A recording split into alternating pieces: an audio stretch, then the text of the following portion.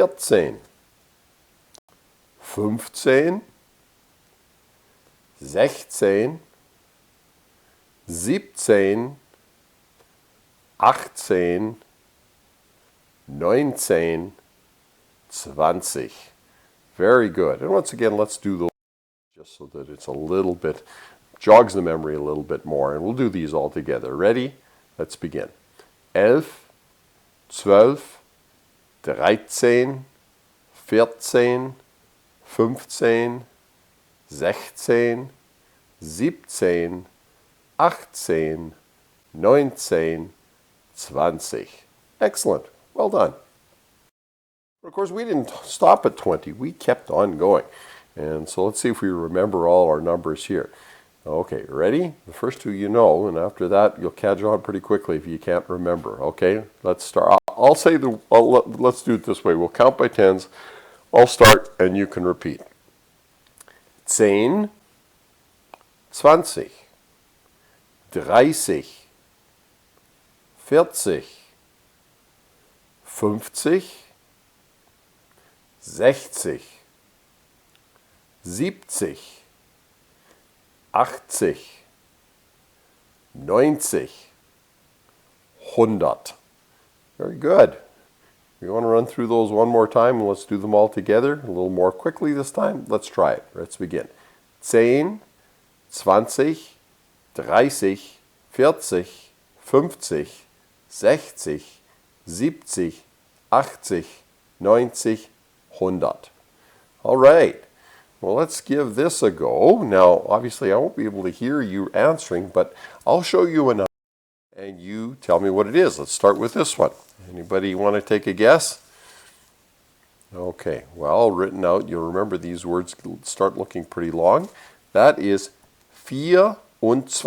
Remember, we start with this number first. 24.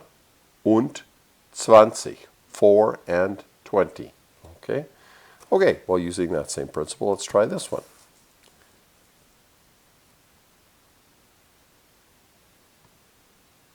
Well, this one is 38. 38.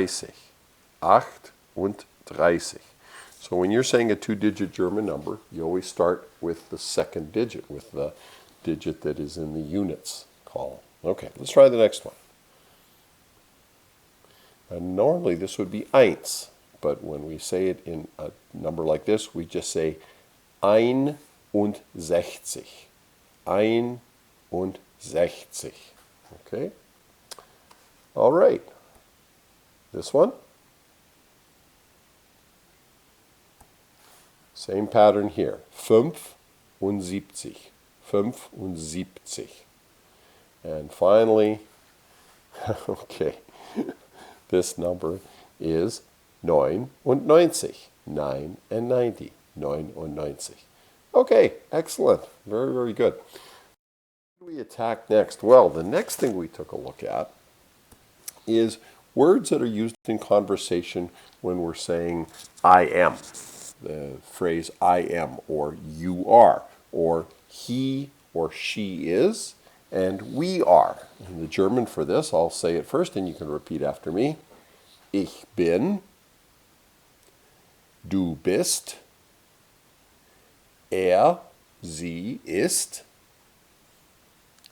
and wir sind.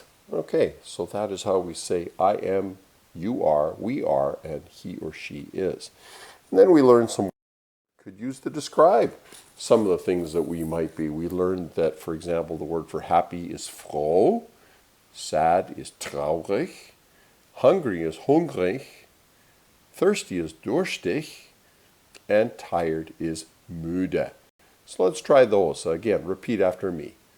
Froh, traurig, hungrig, durstig, müde. All right, okay, and then we learned a few more along that same. We learned the words for smart, lazy, tall, curious, and pretty. Okay, let's try those, and I'll just say them and you can repeat after me. Klug, faul, groß, neugierig, hübsch, and schön. All right, excellent. Okay, so those are a few other descriptive adjectives that we learned. Okay, who remembers this chart? Well, we learned the names of the people in our families. And of course, we started right down here with ourselves with ich. Okay, and then we moved up a generation to two important people in our family, Vater, father, and Mutter. Let's try those two. Repeat after me. Vater and Mutter. Okay, who remembers what we called this young lady down here?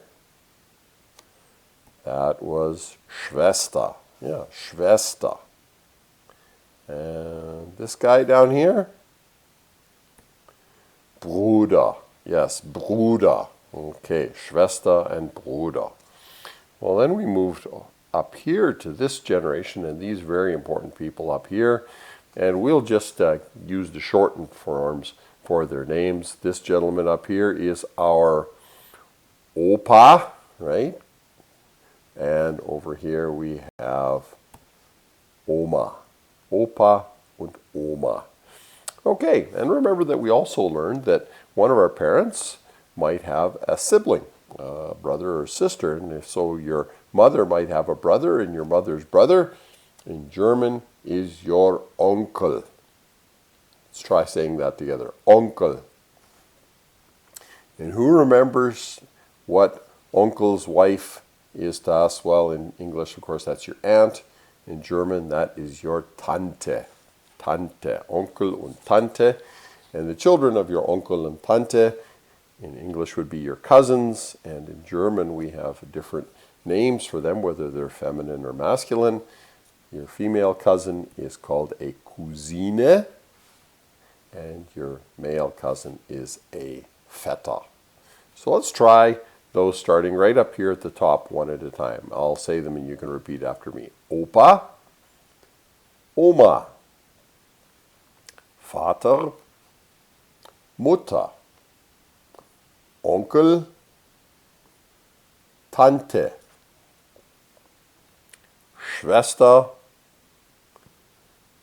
Bruder, Cousine, and Vetter. Excellent. Good work. Okay. We remember all the names of the folks in our family. Well, the next thing we took a look at was colors.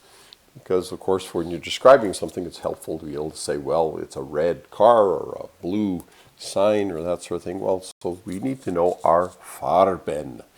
Farben. And that was what we learned next, were the Farben. So the names about the Farben.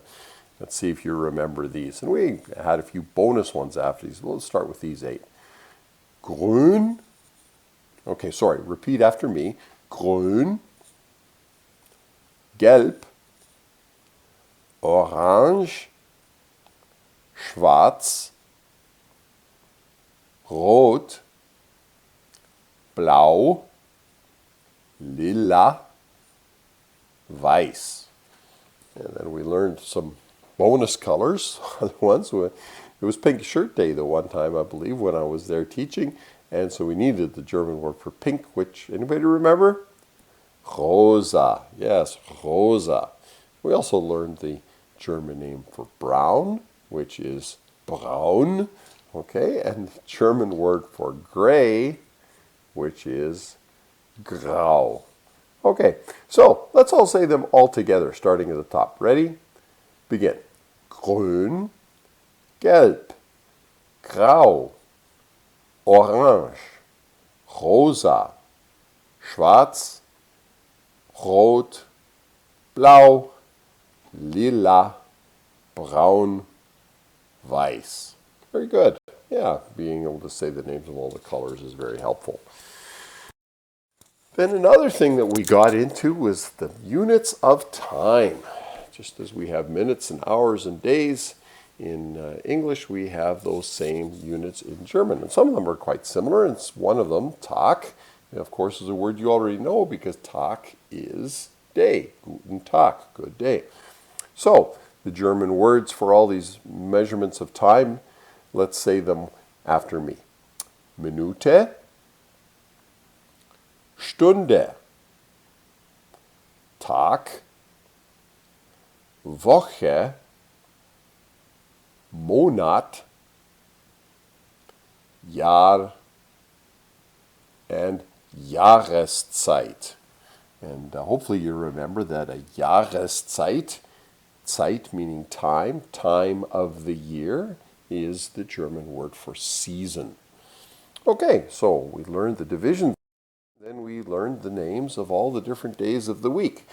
And we learned that similar to English, where the days end in day, most of the German days of the week end in the word Tag, which also means day. The exception being Mittwoch, Wednesday, which mit is middle, Woch is short for a week, midweek. But all the other days end with the word Tag. So let's do this as a repeat after me. I'll say the name of the day and you repeat after me. Ready? Begin. Montag, Dienstag, Mittwoch, Donnerstag, Freitag, Samstag, and Sonntag. Excellent, very good.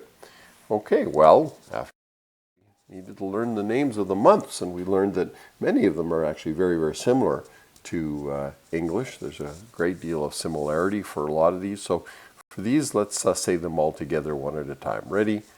Begin. Januar, Februar, März, April, Mai, Juni, Juli, August, September, Oktober, November, und Dezember. So there we have all 12 months of the year covered off. Now we also learned the words so that we could say today, tomorrow, yesterday, day before yesterday, day after tomorrow, and also next and last if we were saying next week or last week. So we have all of those down here, and I hope you remember them. Today was heute. Let's say that together. Heute. Tomorrow, well, morgen you already know because we learned guten Morgen, but tomorrow we also do use the word in German morgen. So repeat after me, morgen. This word means day after tomorrow. It's übermorgen. Say that. Yesterday is gestern. Say that. Day before yesterday is vorgestern. The word for next is nächste. And the word for last is letzte. Very, very good. And then we also learned the seasons of the year, the 4 seasons. And we learned that summer and winter are really very similar in German and English, but that spring and fall, not so much. So the word for spring in German is Frühling, summer, Sommer, Herbst, and Winter. Very good. Good work.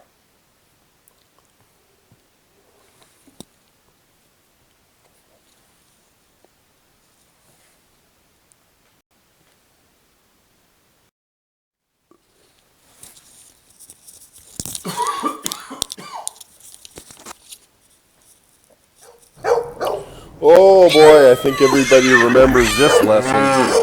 And everybody in the school finding out what on earth was happening.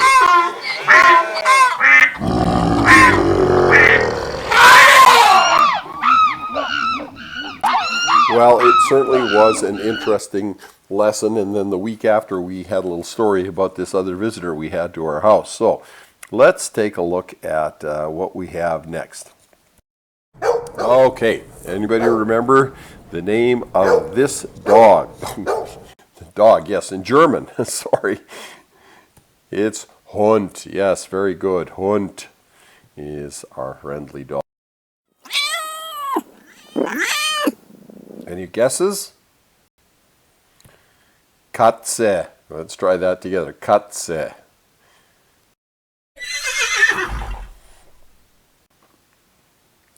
This one is Pferd.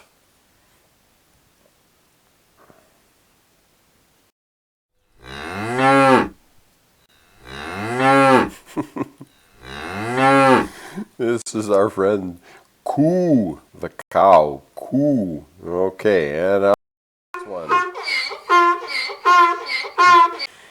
Remember, Esel. Esel is donkey. Oh boy. Okay, that was the Löwe. Say that all together. Löwe.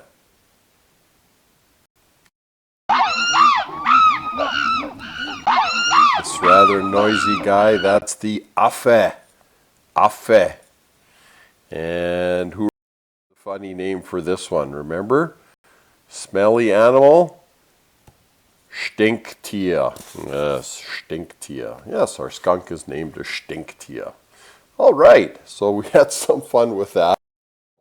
Well, then we also learned the words that you use to ask questions in German, or the more common questions. Well, a few of them we knew already. For example, warum, the first one on the list here, we learned the very first lesson because it means why. The second questioning word, wie, well, we know it from wie geht's and wie heißt du, that of course is how.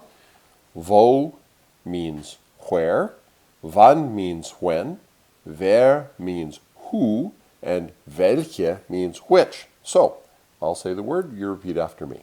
Warum, wie, wo, wann, wer, and welche.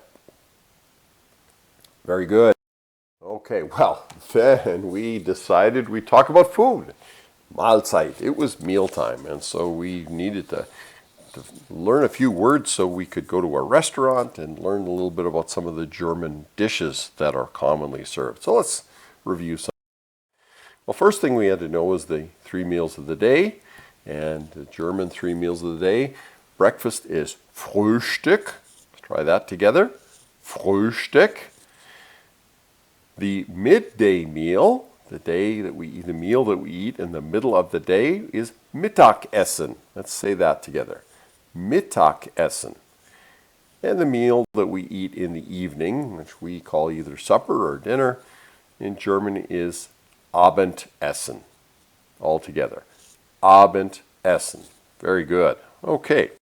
Well, we have to eat our meals on something, and this piece of furniture is called a Tisch. Yes, that's correct. This is a Tisch. Okay, and we need to put our food on something on the Tisch. That is the Teller.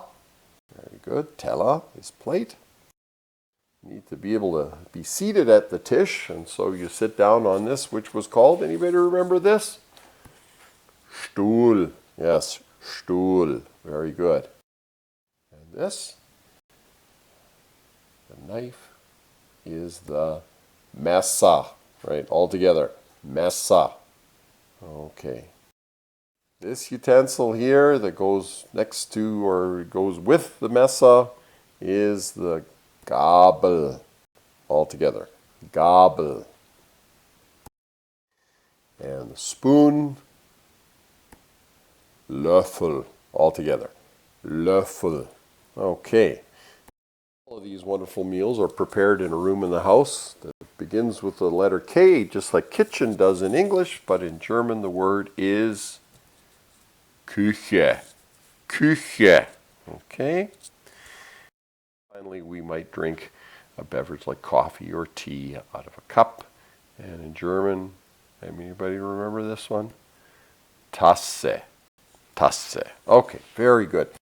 If you'll recall, then the next thing we decided to do is pretend that we're going to a restaurant, im Restaurant. And I decided to take you on a little trip over to Germany, to my restaurant in Germany called the Restaurant Sparrenburg. And at the Restaurant Sparrenburg, the Sparrenburg looks a little bit like this. Very impressive and beautiful fortress that sits on the top of a hill overlooking the city of Bielefeld in Germany. And you'll recall we talked a little bit about the tower here and the flag at the top with the red and white chevrons on it, the upside down V's. Okay. When we get to the restaurant, we want to ask for a table for 2, so let's try saying this all together. Ein Tisch für 2 Personen bitte. Let's try that one more time. Ein Tisch für 2 Personen bitte. Very good. And we would want to know, was gibt's zum Essen? What is there to eat? So next thing we might ask the server is we might ask for the menu. And so let's practice this. Remember, this big long word means menu, Speisekarte. So let's ask for the menu. Die Speisekarte bitte. Let's try that again. Die Speisekarte bitte. Very good. Okay. Oh, well, there's something that we talked a little bit about.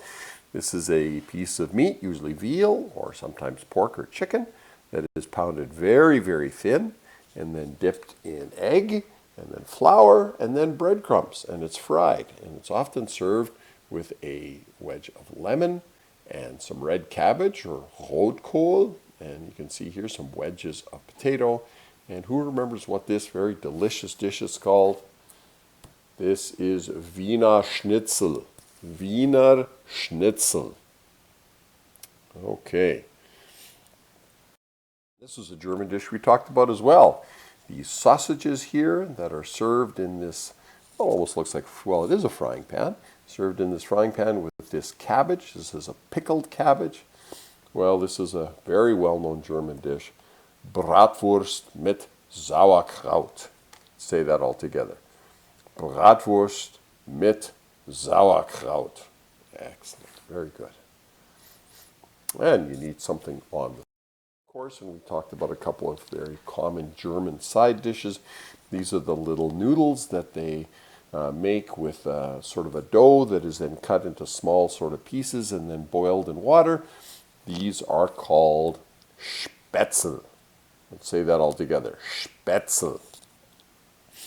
And another common side dish are these potato dumplings, which are also boiled in water, and they soak up a lot of gravy, and they have different names in different parts of Germany, but the potato dumpling is most often either called a Kartoffelknödel, or in other parts of Germany they are called Klöße. Let's try this one first. Kartoffelknödel. Or over here, Klöße. Very good. And with your meal, you probably want some kind of beverage to drink, and I just took two of the better-known German beverages. This one over here on the left is Bier, and here on the right we have a glass of wine. So let's try saying those. Bier and Wein. Okay, Germany is very famous for its beer and pretty famous for its wine as well. There's very, very good white wine made in Germany. Okay, so to order, we have to know how to order our meals. So let's practice these phrases a little bit. All together, follow the little red dot. Ich hätte gern den Bratwurst bitte. Let's try that all together. Ich hätte gern den Bratwurst bitte. Okay. Well, that's what happened if you'd rather have the Wiener Schnitzel. Well, basically, same pattern. Ich hätte gern den Wiener Schnitzel bitte. Let's try that again. Ich hätte gern den Wiener Schnitzel bitte. Okay, well now you've ordered and you've had your meal. It was delicious, and the server asks you etwas zum Nachtisch. She's asking, or he's asking, would you like something for dessert? Something for dessert. And probably the most famous dessert is this one here. It's made with a filling with apples inside a rolled, flattened pastry that is baked, and it is known as Apfelstrudel. Apfelstrudel. Okay, it's often served with whipped cream or ice cream, or icing sugar as it is in the picture. It's very delicious. And of course, at the end of the meal, you want to let your server know that you enjoyed it, that it was very tasty, very delicious. And so the German for that is Es war köstlich. Okay, you want to try that together? Es war köstlich. Or if you want to take a bit of a shortcut and just say, oh, it was yummy, you can just say lecker. And of course, you do have to ask the server for the bill. And the way you do that in a restaurant in Germany is you just say die Rechnung bitte. Say that together. Die Rechnung bitte. Oh, great. So that's our visit to the restaurant. And I think we had a lot of fun with that. Now the next thing that we did, or not the next thing, that's something that we did every single week, and I hope you enjoyed it, is we learned about some famous German-speaking composers. Composers from the German-speaking countries and some of the music that they composed. So I'm going to put their pictures up here, and we can, hopefully that'll jog a few memories of some of the different music selections we heard. Okay, so there's all our 7. You may not remember all of their names right now, but we'll see if you remember some of their music. So we're going to take them off the screen for a second. And now we're going to play a piece of their music. And I obviously won't be able to hear you, but if you recognize the piece of music, you can say out loud who the composer is. So let's start.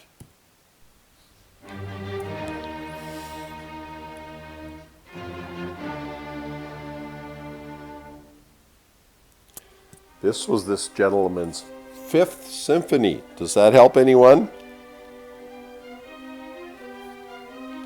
That was the 5th symphony of this man. Does anyone recognize that picture? That's Ludwig van Beethoven. Beethoven wrote. That was Beethoven's 5th symphony, maybe his most famous composition. Okay, let's have a listen to our second one.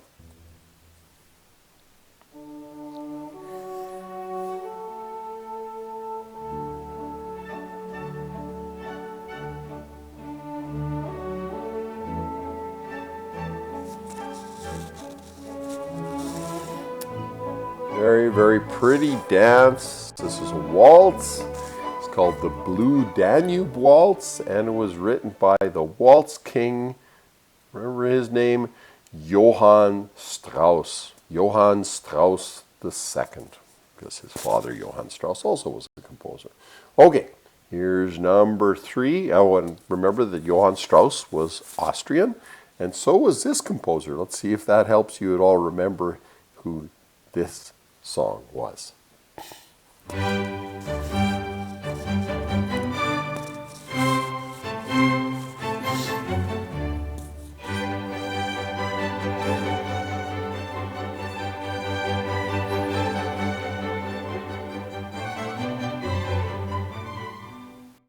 So, anyone remember that? Remember this gentleman who was so famous and so loved in Austria that he even has a chocolate that's named after him? This is Mozart. Yes, Wolfgang Amadeus Mozart. Okay. Now if we go right back to the very beginning of our German classes, this was the gentleman whose music we listened to the very first class.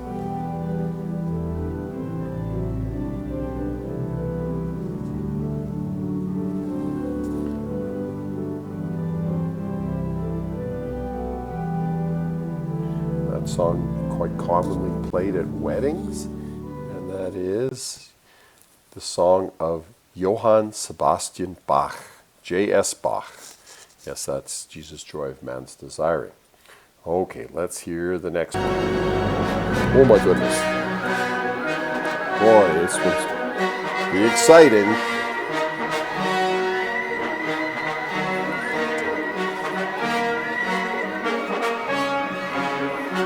That's the Ride of the Valkyries, and it was written by this gentleman, and that is Richard Wagner. Yes, from one of Wagner's famous operas, The Ride of the Valkyries. Well, I think it means we need to slow things down a little bit. Let's see if you remember this one.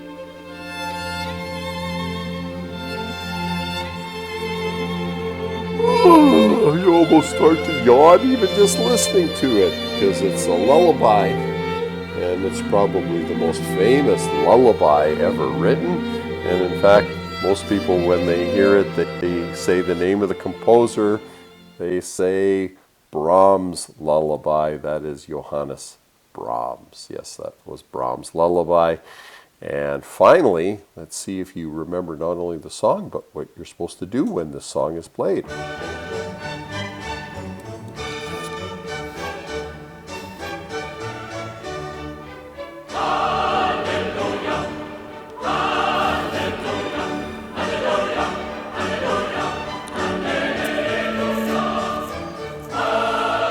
Yes, you probably recognize the Hallelujah chorus.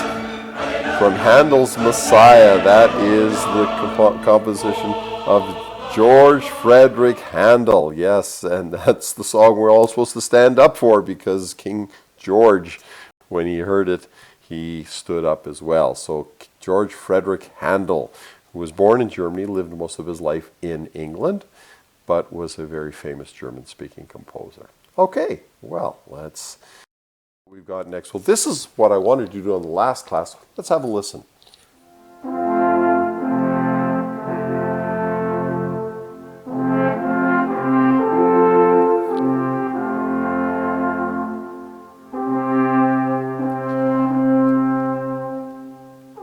So these three men have in front of them what are called Alcorns. Alcorns. And Alcorns are a very unique instrument. They're about 11 feet long, and they're played most often in the mountainous regions of Germany, Austria, and Switzerland. And on the last class, I actually wanted to bring my Alcorn. I have one of these, and I play it not often and not as well as these three gentlemen do, but it is something that I do play, and I was going to play it for you on the last German class, but maybe we'll have to do that another time.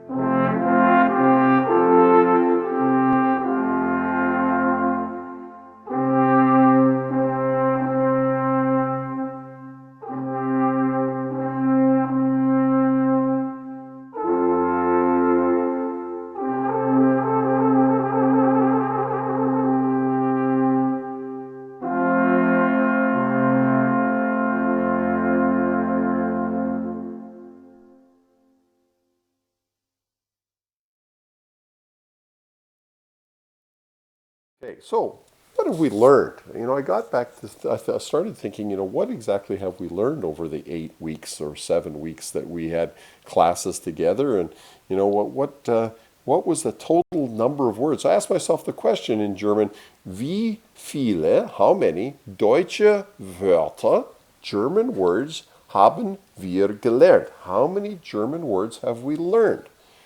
Anybody want to take a guess what the number is? Well, just for fun, I decided to make a list. Let's have a look at the list. Oh my goodness. That's a lot of words, and you should give yourselves a big round of applause for having learned all of these words. Oh, they're still coming. They're still coming. You learned all of these German words. And if you wanted to do a count or make a guess of how many that is, the number is 185, or in German, 185. That's pretty impressive. Congratulations. That's a pretty impressive vocabulary of the German words you learned. Do one other thing now, just for the last class that I thought was a little bit of fun, and I've talked to your teachers about this, is that, and I've mentioned this a couple of times, that German or Deutsch and English are related languages, and there are actually words that we use very commonly in English that are actually borrowed from German. So I decided to show you, well, what are 10 common German words that are used in English? And I'm going to count them back from 10. So number 10, well, we had it earlier today, Bratwurst. Yes, Bratwurst is a very common German name. Oktoberfest. Well, we talked a little bit about that when we learned about the months. That's the big festival every year in Munich, but there's Oktoberfests there's one in Lloydminster, and there's Oktoberfests in cities all over the world, but the big one is in Munich, Oktoberfest. Poltergeist.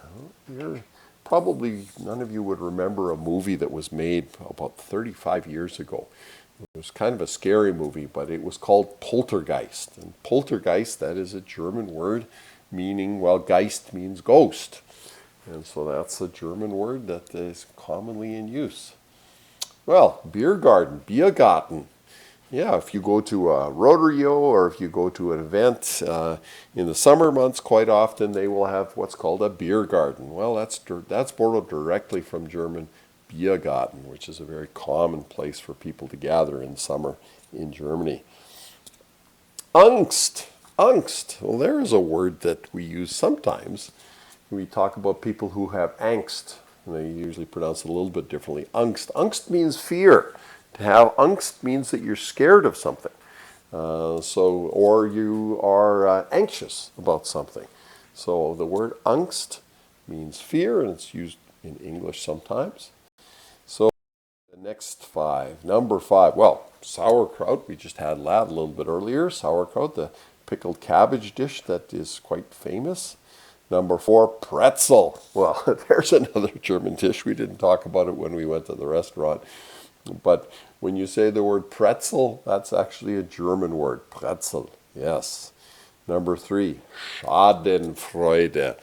You know, this is a word that is kind of a funny word because it's actually describing something not very nice. Schadenfreude means when you take pleasure at somebody else's misfortune. Schaden means something that is unfortunate. And like if something unfortunate happens to another person, in German, they would sometimes say, oh, schade, that's too bad, that's unfortunate. Freude means something you're taking pleasure from, that you're happy about. So Schadenfreude means when a misfortune happens to someone else, but you're happy about it. It's not a very nice thing, really, but Schadenfreude is a word that is quite often used in English. Number 2, Gesundheit. Has anybody ever heard somebody sneeze and then somebody after that say Gesundheit? Well, their Gesundheit actually means health. And so when you sneeze, they're wishing you health. And finally, the number 1 most common word in English that is actually from German is kindergarten. Yes, kindergarten has just become a very commonly used word in English, but in fact it is a German word. Kinder, children, and Garten, well, garden, a place where you grow things. Kindergarten, a place where you grow children. Well, I hope you had fun with those. Okay, now I also wanted to mention if some of you are interested in learning more German or having a resource that you can use, I would strongly recommend this website, www.leo.org.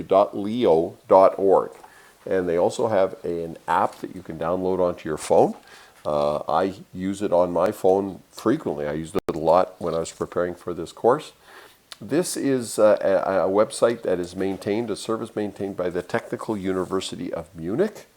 And they have an excellent English-German dictionary. So if you have a word in English that you want to know how to say it in German, you just type in the word in English and it gives you the word in German. And most of the words, you can even press a little speaker button and it'll tell you how to say the word. It's a really very useful website. So I would really, really recommend that if you're interested, www.leo.org is the website. Well, students, I will tell you that I have had a lot of fun over the last number of weeks, and even though we couldn't get together in person for this last class, I'm glad that we're able to give you this last class by doing it on remotely. I had a lot of fun, or as we say in German, viel Spaß. I had lots of fun, viel Spaß. I hope you had lots of fun too. And so to sign off for today, I'm going to say Danke, Auf Wiedersehen, or Tschüss.